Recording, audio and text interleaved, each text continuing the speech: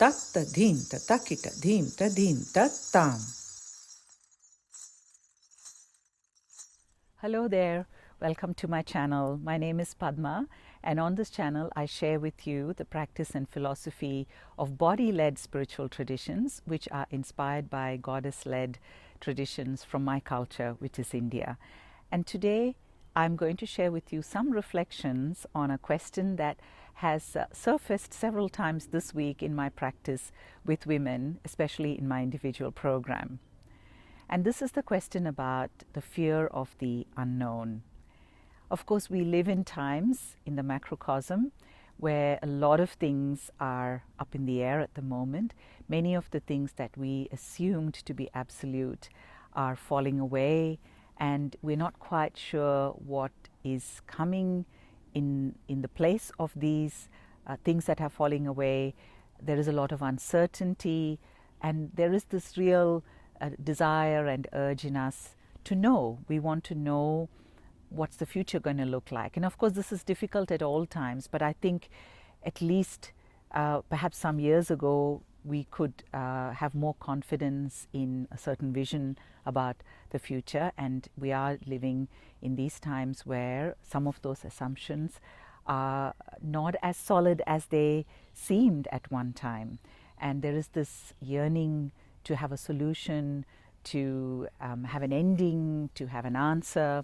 And in times of uncertainty, our minds get even more obsessed about finding a solution. We start looking everywhere to find a way out, to find a goal, to have a destination.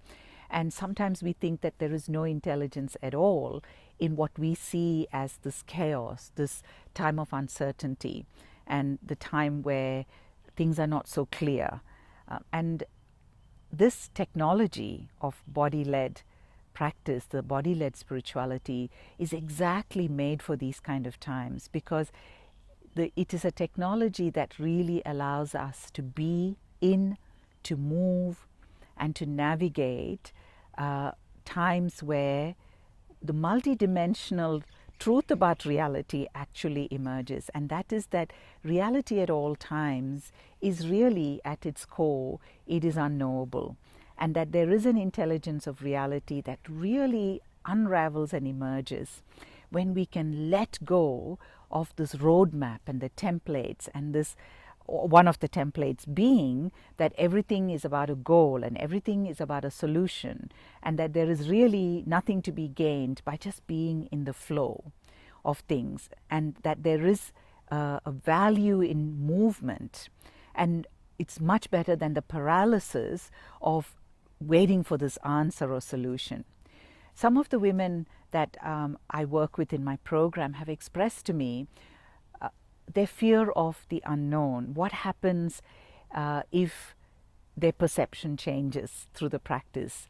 What happens if that change requires them to assess or let go of things that they've held on to for such a long time?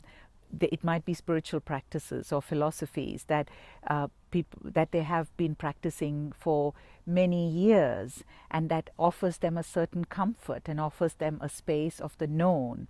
And the fear is, what happens if the transformation, or what happens if the inquiry may open up a perception that might shift their relationship to what they already know. And that can be anything. It could be work, it could be relationships, it could be spiritual practices, and anything that we know. What happens when it shifts our perception? And of course, that is a very natural and legitimate fear.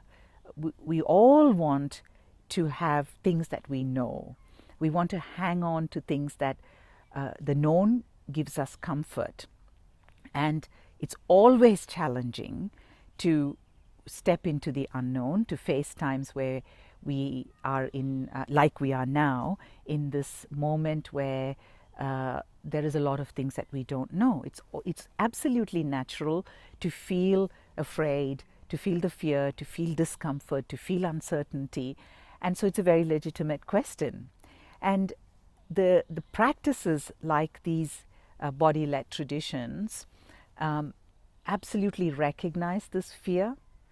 it's not a proposition of unicorns and rainbows, and this is what has happened to spirituality for many centuries. It's not recent. It has become very polarized. So either it has become about unicorns and rainbows, or it's become about the depths and shadow and darkness and suffering.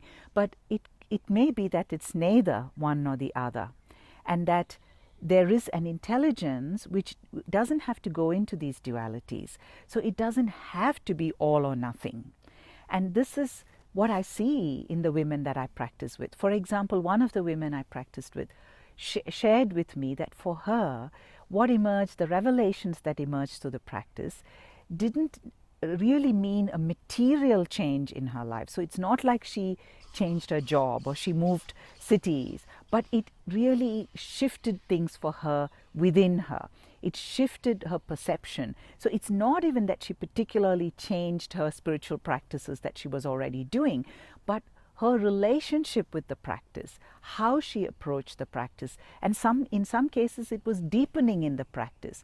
In some other things, some other dimensions of the practice, she changed. She had a different perception about it. And sometimes for her, for example, it was about recognizing where some of those practices were very mind-driven and how she could change that to make it more body-led. So she was able to those shifts for her were much more internal. And there is another woman that I practice with for whom, for her, it was a very unexpected changing from where she was living in a city to moving to the mountains. Now that was not the goal of the practice. She completely did not anticipate it, but it came out from the practice. And when she followed that, everything flowed for her from that revelation. It flowed for her. And she was sharing with me recently how the move to the mountain, again, it opens up this constellation. We think it's only about this move to place. But she was saying things like she suddenly realized that she needed different shoes. Then she had to dress differently. And so she said it was this process of almost reinventing who she was that was coming out of this move. And one of the important things she said is that what it was about is when she started the practice, she had this sense of apathy, this paralysis. And it was just the movement that came out of, in this movement from literally from the city to the mountain. But in a larger sense, it was for her the movement, the apathy transforming into movement. And I think the important thing is possibly that when we are always looking for a goal, when we're looking for knowing something, when we want to have a roadmap and a template, sometimes we constrain possibilities. A revelation, which is the nature of body-led, this kind of body-led spirituality, is about infinite possibilities. It's about not what you already know, but it is about what are all the other possibilities that we don't know at all, that is not even on our horizon. And it is about holding those infinite possibilities. But it is also that the practice doesn't bring brutality. It's not about forcing anything. It's not about suffering. Because anytime we come across a moment where there is that moment of fear or uncertainty, which is called a baddha in the practice, we don't bash through that wall. It's about spiraling around it. Sometimes even just the recognition of the baddha is enough of the teaching. And sometimes, it comes back. And I've seen that sometimes when I practice with women, that moment of baddha sometimes just re-emerges in a completely different constellation. And it then moves in a very different way. So again, when we just move out of this linear thinking that, when you come across something, it's about solving it, it's about mastering it, it's about breaking through that wall, there are many other ways that movement happens. And the movement of reality is always multidimensional.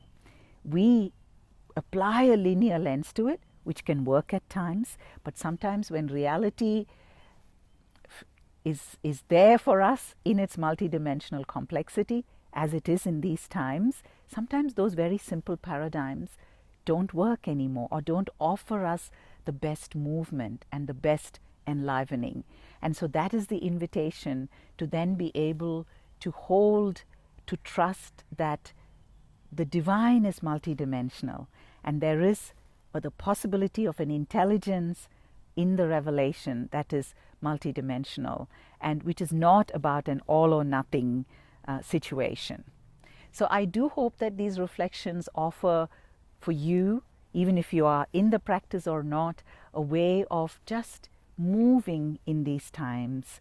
That, I think that's the most important thing, is that we don't feel paralyzed and apathetic, that we can sense the energy and movement that is possible in these times, and just in moving and just in keeping that movement alive, we will be in touch with the intelligence of that multidimensional reality.